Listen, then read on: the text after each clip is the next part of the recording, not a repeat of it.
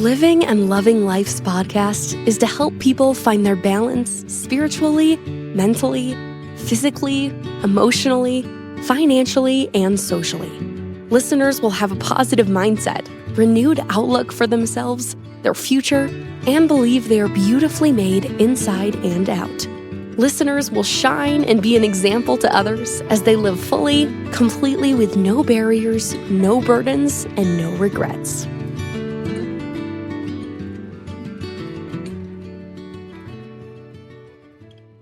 Welcome back, listeners, to Motivational Mondays with Living and Loving podcast. Today we have an amazing guest. We have Michael Seaver, and he's going to introduce himself and tell us a little bit about him. Hi, Michael. Hey, Erica. Thank you so much for having me. I so appreciate you. Awesome. So I was raised in a very small town in West Michigan. I spent the first 23 years of my life there. And then at age 23, got married, moved to the state of Arizona, and began a career in the hospitality industry. And about 4 years into that, things in my marriage weren't necessarily going so great. So ended in 2008, my wife actually left me on a Friday. And so we were starting the process of divorce on a Friday, lost the house, lost the money. But the saving grace at that time in my life was that Monday morning, I started an MBA at the Thunderbird School of Global Management. Wow. And so that set me down the path that I'm on now, which was to begin coaching. So I had never in my life considered coaching until being a second year MBA student, where I was given the opportunity to coach first year MBA students from 53 different countries around the world. So it really helped me to think about my life in a different context or a different lens. So when the MBA was done, I took a job in human resources at a very large not-for-profit healthcare system. And that was a wonderful experience to see the inner workings of a human resources department inside of a very large corporation.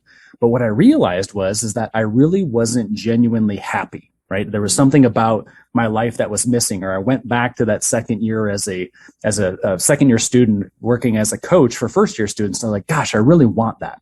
So in February 2011, I made a promise to myself that I was going to launch a coaching practice within 6 months. And then in October 2011, I stopped working for that large organization and started coaching formally. And that was a major transition. It was very challenging, but also very beautiful in that moment. So the reason I tell you that is that from October 2011 through today, which is effectively October 2021, that here we are 10 years and I've been coaching, and my coaching practice has really evolved and changed. But at its core, I'm all about how do I unlock human potential? And I really value authenticity, growth, and spirituality. Those things are really important to me. And I realized after all these years that my work is to offer others just a little bit of hope, right? To let them know that there's a lot more out there, that there's something there that's possible for them. So my business started out as resume writing and cover letter writing or interview support. And then it became communications training. Then all of a sudden it was personal branding coaching. Then all of a sudden it was organizational change development. And at the beginning part of 2021, I published a book called I Know.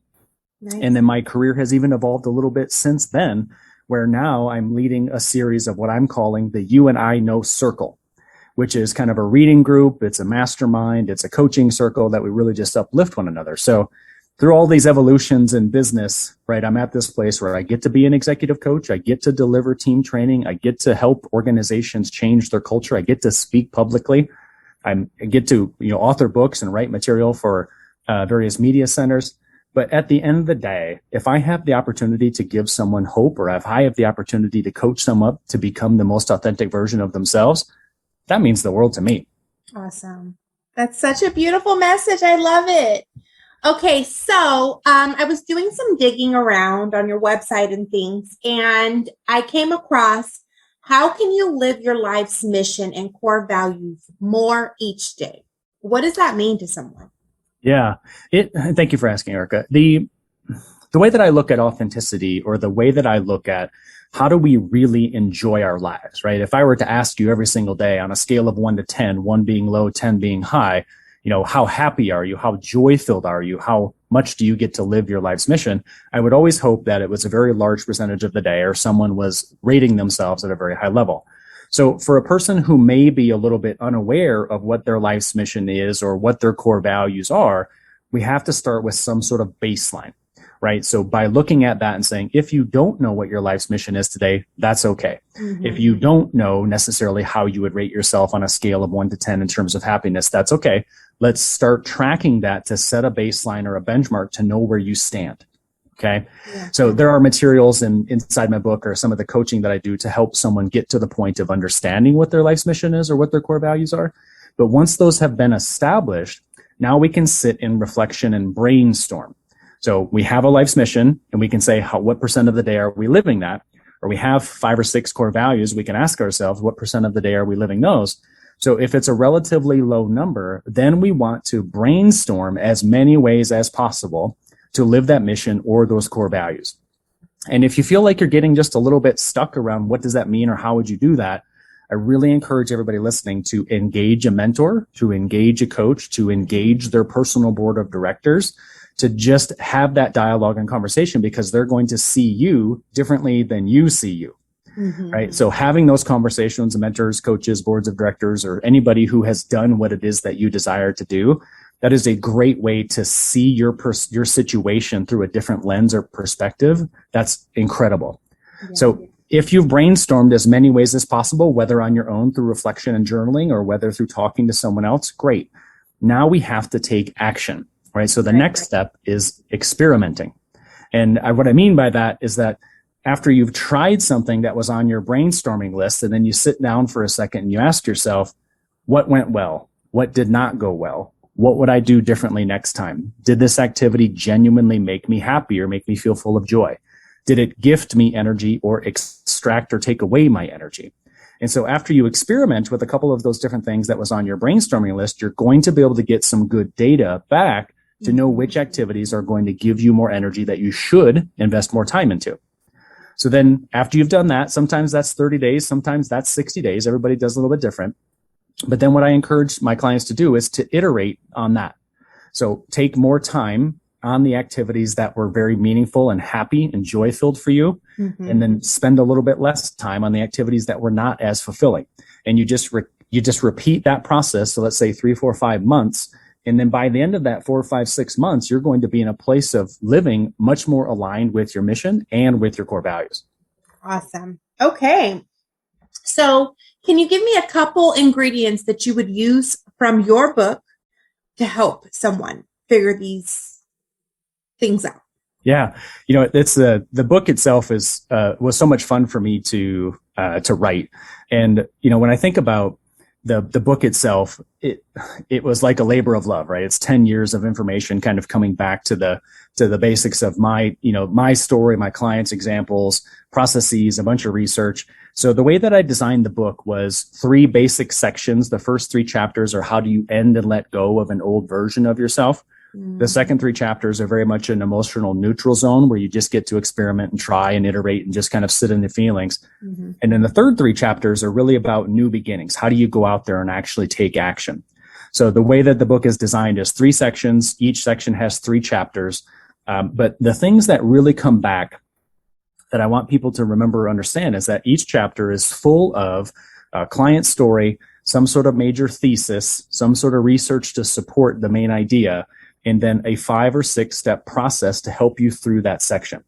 So when I think about the 9 chapters or those 9 processes, the sections or the material that I talk about most with my clients are in chapter 4, right? Which is a really good look at the 5 tools that I use to help someone define their personal brand.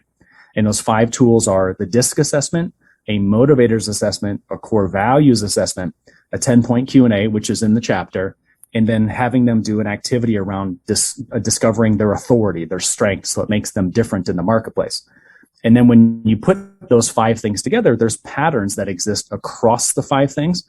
And those patterns then help someone to write their mission or to write their goals or to write their unique value proposition as a person.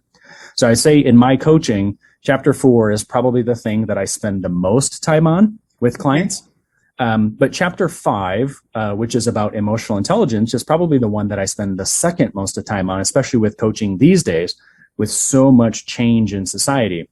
And the chapter 5 is really about the 5 dimensions of emotional intelligence and how do we do a baseline assessment of where we are, knowing how emotionally intelligent we are of ourselves or how we interact with others. And then actually taking the time to experiment with different ways, right? Different ways to interact, different ways to process our emotions, different ways to build and form relationships. And then after time, right, let's say 3-4 months down the road, you're in a very different place because you're very self-aware. You've experimented and tried a couple of things, and now you're getting feedback from other people to know that you're making a difference. So in the entirety of my book, Erica, chapter 4, people understanding their personal brand is a big one. Chapter 5, I seem to be using a lot more recently because of societal events and people just being more aware of who they are and how they're impacting others. Yeah. Okay. So I've done a couple podcasts already, and it seems like the first step with everyone. I've done fitness lady. I did more of a spiritual one. I did a men's, just like paying attention to men type of focus group. And it's all has to come down to needing to deal with the past, digging it up, allowing it to be emotions, but then also letting them go so that you can be more clear and have that clarity, like you're trying to say, to have that space to see what your mission and core values are. Because I think that what gets lost is we have all of this past baggage that we haven't learned how to let go. But then now we're trying to figure out how to move forward with taking all of this with us. So I love the way that you said the first thing is basically kind of starting from the beginning and like letting go of old things and then being able to move forward. I think that's huge. And I think I wanted to kind of point that out so listeners could, really hone in on that. Yeah. Thank you for that. Yep. Okay. So are there hard choices and sacrifices that successful people take versus non-successful? I think so. And, when we think about any type of growth or development, you just nailed it, Erica, in talking about the fact that the very beginning of any type of transformation for a person comes down to shedding or ending or letting go of some previous version of ourselves. And that's not always a bad thing, or it's oftentimes that's a very good thing. So I think in our society today, in the latter part of 2021, the definition of success is changing. Right? 10 years ago, success was you had some sort of material possession, right? Or you had, access to some experience or something that maybe some others didn't. But I think that that's transitioning and changing, where now success is like personal freedom or internal peace, or almost like having 100% control over your time and where you distribute it. Like, I think that that's success today. Absolutely. And where I think that that's stemming from is that NASA calls this the precession of the equinoxes, and astrologists call it the transition from the age of Pisces into the age of Aquarius. And what those mean is that pre-2012, humans found meaning by being associated with some big brand. Like, I went to this university, or I follow this sports team, or this is the club that I'm a part of, or this is the hobby or activity that I spend time doing with other people. And today, as a result of the pandemic, as a result of this transition to the age of Aquarius, we are now, each individual on the planet is now finding meaning from their own life's mission, their own core values, their own experiences. So successful people recognize that transition on Earth, and they're intentionally working, growing, and developing themselves. Now, what I think that a really successful person today does is that they have real distinct clarity about themselves, their mission, their core values, really how they add value to society. But the people who are unsuccessful are not making those investments of time into themselves, right? They just kind of follow what everybody else in society is doing, as opposed to slowing down for themselves. Now, the second one, and this is probably the hardest, is that successful people are absolutely wonderful at repeating the appropriate habits day after day, week after week. Right. And this could be anything that's really aligned with your mission or with your core values. And if you repeat those, if you can stay motivated through those, even when times get really tough, that is a successful person, right? Staying committed to those habits that are, yeah, for sure. Consistency matters immensely. So if it's taking action aligned with your purpose, if it's taking time for prayer and reflection and slowing down, it's really important to do that, because society is changing so rapidly that we have to know ourselves more than we know what's happening in society. Right, and I'll say one more thing here, Erica. The third thing that I think a successful person does really well, and this is hard too, they say no a lot, and in a good way. Scream. I want you to go in on this, because when you say no, the first thing people want to say is, oh, you're selfish, or I have to, self-pleasing. And I want you to please dig into that, because that's so awesome. Yes. Yeah. I'm sorry. Go ahead. I love it. No, you're great. So this is a really hard thing for people, because pre-2020, right, the people who were really successful in society were the extroverts, right? Those people who took action, those people who gained material wealth, the salespeople, the marketing people, the people who were out there constantly interacting with people. They were the ones who were quote unquote successful. But then when the pandemic started, extroverts became a little less powerful than introverts, because all of a sudden now, instead of going into an office or meeting a person face to face, what mattered more than anything else was that while you were working at home virtually, you could get a lot of stuff done when you were not interacting with anybody or held accountable by anybody else but yourself. Mm-hmm. So then all of a sudden, power kind of shifted away from the extroverts to the introverts. But also at the same time as that power shift was occurring, the amount of distractions and interruptions that occurred in our day went through the roof. So pre-2020, the number of distractions, according to the International Journal of Work and Stress, when we were in the office was about 83 to 85 interruptions per day, right? So when we were in the office, we were being interrupted and distracted roughly 85 times. Now imagine when working from home, homeschooling a child, having to interact with your spouse, more fill in the blank, all those personal things that are now distracting you, that number almost doubles. So when you have the capacity to look at all of these things that you're being asked to do, and you have an ability to say no to the things that are genuinely not important to yourself, your family, or to your job, now all of a sudden you have a different level of power. So by saying no to some people interaction, or possibly a project that's not really connected to your mission or your core values, or to some sort of an experience that doesn't genuinely uplift you or your family, it really is important, because it helps you to manage your energy. So people can say that saying no makes you not a people person, or it makes you mean, or you're being exclusive, fill in the blank.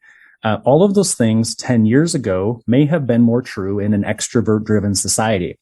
But today, in a little bit more of a project gig economy, people working kind of job to job, project to project, what matters more than anything else is hyper focus. Right. So being really focused in on the things that allow you to use your strengths, allow you to live your mission or your values more, allow you to really be surrounded by a tribe of people that believe in the same basic things that you do. So by saying no, it is no longer a bad thing. It's actually a sign of strength and emotional intelligence and capacity to get things done. And with all the employers that I talk to, Erica, that's the thing that they want more than anybody else, is someone who's great at limiting distractions and staying focused on getting things done on time. You're more productive that way. It is what it is. You get more done that way. Okay. Awesome. I love these little gems. Okay. So if you can share examples of how you've seen leaders live their personal brand, and what do you mean by that? Sure. Yeah. So when I talked about chapter 4 just a minute ago, Erica, we talked about how you use those 5 tools to identify patterns, and then to write their mission statement, or use their top 6 core values, or to write a set of goals for themselves. Right. So a personal brand is really, what is it that someone says about you when you're not in the room? Right. And a personal brand can be so many things. It can be the mission statement. It can be the clothing style and the colors that you choose. It could be the way that you portray yourself in terms of language that you choose, physical appearance, fill in the blank. There's so many things that are a personal brand in our society. But the way that I look at this is that as a coach, if I help an individual write his or her brand, right, the mission, the core values, this kind of set of goals, or their unique value proposition, then I want to know 3, 4, 5, 6 months down the road, are they living it so well that if I were to talk to any of their friends, would their friends use the exact same language about that person that he or she and I drafted? Right. So if it's that same language that we came up with and said, this is what we're going to go to market with as being your personal brand, that's how I know they're doing a great job of living it. So I'll tell you a story. And I talk about this in, I think it's chapter 3 of my book, I Know. And there's a gentleman named Tom. So I was contracted by Tom to go into his organization and to do a little bit of communications training and coaching. Well, what I was not really aware of after about 3 months, I got a call early one morning. I think it was about 5:30 in the morning. And he sounded really disheveled, but I couldn't really understand why. And so I answered the phone a little bit early, but I answered it because I kind of felt that something just wasn't right. Mm-hmm. And he said, without saying anything else, he said, "I need to tell you the real reason why I hired you." And so, and that threw me off. Yeah. And that threw me off, but I was like, okay, like he's done really good work in the first 3 months. Like I believe in him. I know he can do this. So in the first 3 months, we had opened up lines of communication with his business partner. We had defined his personal brand. And what was key to understand about his personal brand was that the way his business was designed wasn't actually designed in conjunction with his personal brand. There was a difference, right? They weren't aligned well. Mm-hmm. So what he shared with me that morning at 5:30 was that he was actually addicted to cocaine. He had overdosed and he had crashed his car into a telephone pole. And he said, "I need you to do two things. I need you to save my business and I need you to save my marriage." So I had basically 3 months to help Tom with those two things. And I'm very proud to say that we did, right? I had many, many conversations with his wife in the subsequent months to be able to help her understand why those things occurred, communication wise, what was happening for his motivators, why his core values were aligned the way they were. We had many open dialogues and conversations. But what was more beautiful for me was that in the dialogue and conversation with the business partner, we realized that Tom's personal brand was misaligned with what the business was doing, its revenue lines at that time. Mm-hmm. So the business partner agreed to leave the business, right? Which was actually a massive blessing right at the end of the day. Mm-hmm. And then we reformatted his business to focus a little bit more on his communication style, his motivators, and his brand. Mm-hmm. So instead of before it was what's referred to as a third-party marketing firm, he was able to find capital for mutual funds. But Tom's real strength was relationship building. So we took his personal brand and we molded the business to not just be finding capital. We molded his business to become something where he taught other family offices and third-party marketers and other people within the financial mutual fund sphere. We figured out a way to teach them how to emulate Tom's practices of relationship building. Wow. Right. And so it was a very, very big transition. But it was a lot better because we went from kind of sporadic revenue to now we had repeatable revenue. We had online materials that we could sell. Mm-hmm. So not only was he opening up new revenue lines that were much more aligned with his communication style or his brand, but we also freed up some capital, right? Because the business partner was no longer there. And we got him doing something that was genuinely happy for him. So after he talked to the medical doctor, talked to the therapist, we were able to get him to a place of not needing any chemical dependencies anymore. And his business was realigned to be very fitting to who he is. Awesome. And today his business is in a tremendous place. Mm-hmm. So we uncovered his brand. There was a little bit of a breakdown, right? With some things happening in his personal life. We refashioned his business to align with his personal brand. And when I saw him last week, he was in a tremendous place emotionally for himself and for his business and for his family. And that made me feel so good. That's so awesome. So basically, you helped him figure out what his true purpose was. He was there, but not complete, and you completed that circle for him. Well said. Yep, that was really important, was to just help him see himself in a light that he might not have before. Mm-hmm. And I think that's why we need to have these types of conversations together, because we might not see those things about ourselves, but if someone else does, that helps us align really quickly. Absolutely. Absolutely. Okay. So what would you say is one of the hardest lessons that you've learned during your journey, and how do you apply that to your day-to-day life? It's actually pretty similar to the Tom thing, in that when he was in this place of not necessarily seeing his potential through these other revenue lines and through these other lenses, mm-hmm. I didn't necessarily do that same thing for myself. So in July, August of 2018, I ended a 6-year romantic relationship. And we sent her daughter off to college. So in September, October of 2018, for the first time in a very long time, I was basically empty nesting because my stepdaughter was off at college, and I was single for the first time that I can remember in my life.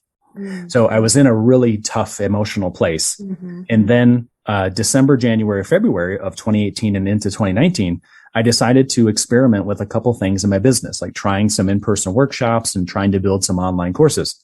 So at the same time, as, exiting this personal relationship that was really meaningful to experimenting with a few things in my business that ended up not working, I was at that place of being really depressed, like really bothered, really stressed. Why is it that these things aren't working? Like I felt an incredible range of emotion. Right. So when May of 2019 came around, and I talk about this at the beginning of the book, is that I was at that point of not wanting to be on earth at all, right? I was really contemplating suicide. I was so sad about everything that was occurring. And so what I realized then is that I was attempting to go through this really difficult stage in my life alone. And that was a really big mistake that I was making. Instead of saying, hey, these are the feelings that I'm having, these are the choices that I made, I don't know what the next right choice is, right, to be able to rectify the situation. And I kept, for the first couple of months after May, I kept trying to do it alone. And for everybody listening, please do not emulate my steps there. Please reach out to somebody. Please talk to somebody. Please tell your story to somebody, because I think that my pain would have been reduced or lessened quite a bit, or I could have learned my life's lessons a little faster had I not tried to do that alone. Right. And I say this kind of tongue in cheek, but it's also really true, is that the best drug for a human is another human. Yeah. Right. Conversations, being able to share yourself, have your opinion. Yeah, totally. So when I look back on that moment in my life, and I'm like, gosh, I really needed to feel heard. I needed to be seen. I needed to feel understood. I needed to talk through adverse childhood experiences and the things that I was writing in my pain journals, or the things that I had inherited from my family, right? The belief patterns and structures. And I was trying to do it alone as opposed to talking to someone else. So I just want people that are listening, whenever you get to that kind of tough point in your life, automatically pick up the phone and call somebody. Yeah. Awesome. I love that.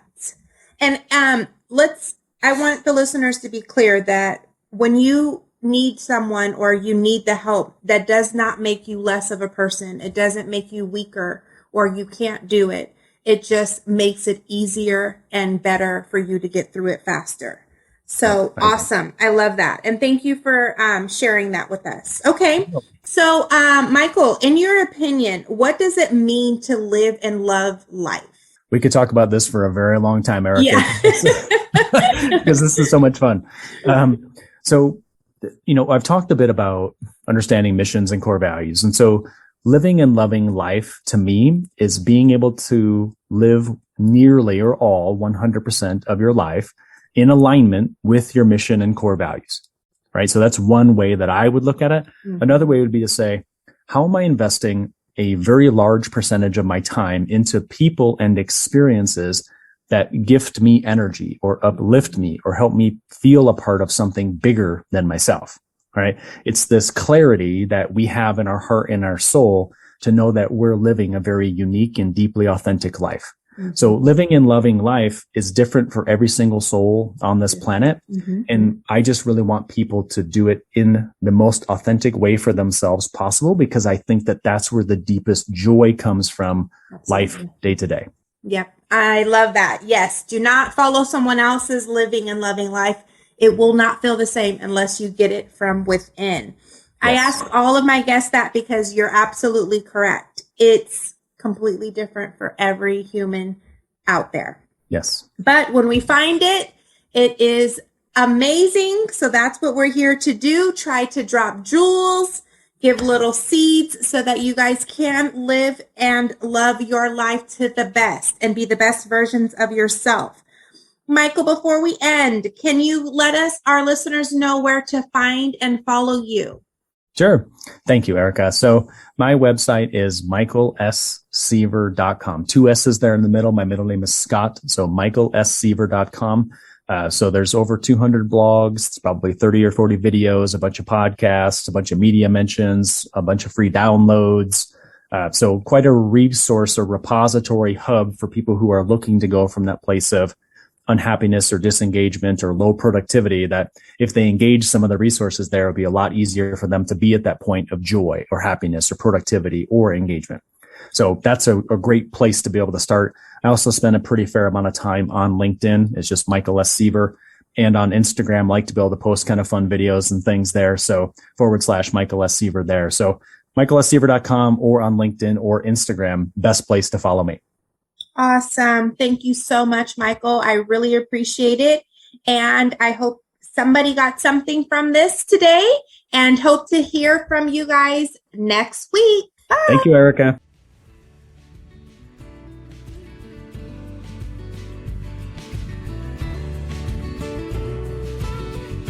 If you love the Living and Loving Life podcast, we'd love for you to subscribe, rate, and give a review on iTunes. Don't forget to join us next week for another episode. Thank you for listening.